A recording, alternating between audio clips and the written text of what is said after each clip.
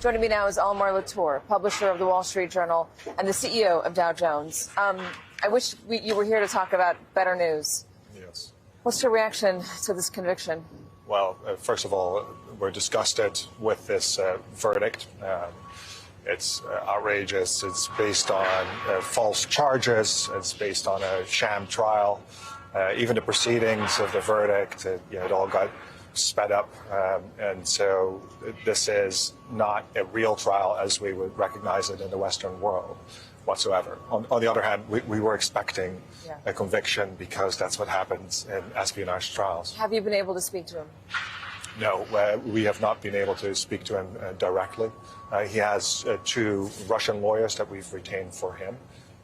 They are under strict orders to not speak about the case, or else they would get in trouble with the Russian authorities. And so that is very difficult. It's difficult to extract real information from related to the trial, related to Evan. I know you've heard this. Donald Trump has said that if he gets elected, Evan would be released on day one.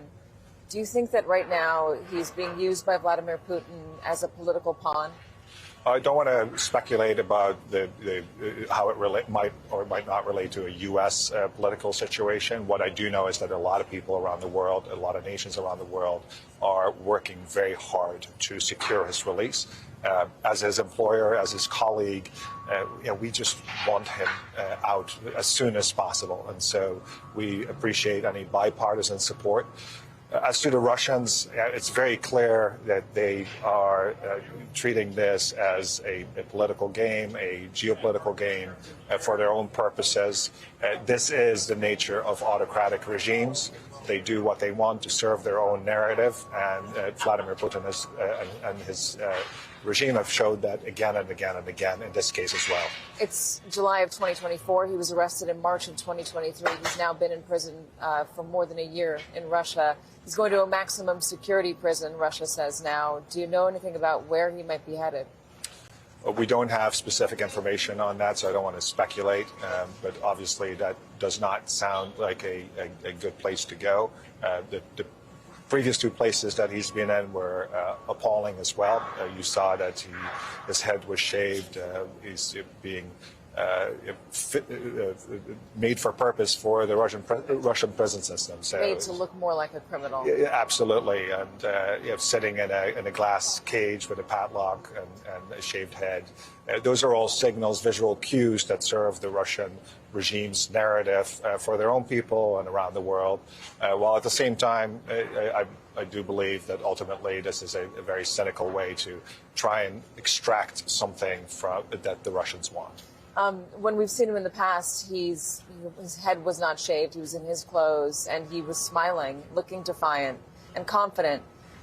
Today, the images are not as uplifting. What do you know about his mental condition while he's been waiting? Yeah, these are snapshots. What we know is he is resilient. With the 1 hour of exercise that he would get every 24 hours, I think he's been able to maintain his health somewhat, but we get occasional snapshots, and we cannot be sure about his true well-being. Yes. It's so hard. I know it's got to be hard for him. It's just absolutely horrible for his parents and for all of his colleagues, including you guys at the Wall Street Journal. Yeah, absolutely. And his parents are inspiring in their resilience, and so is Evan, frankly. All right. Thank you very much, Almar, for joining us. I appreciate it. Hopefully next time with some happier news to report. Okay. Thank you for your support. Hey there, MSNBC fans. I'm Luke Russert, and be sure to join me, Rachel Maddow, Jen Psaki, Lawrence O'Donnell, Steve Kornacki, Joy Reid, and many more September 7th in Brooklyn, MSNBC Live Democracy 2024. Click on the link for ticket information. We will see you there.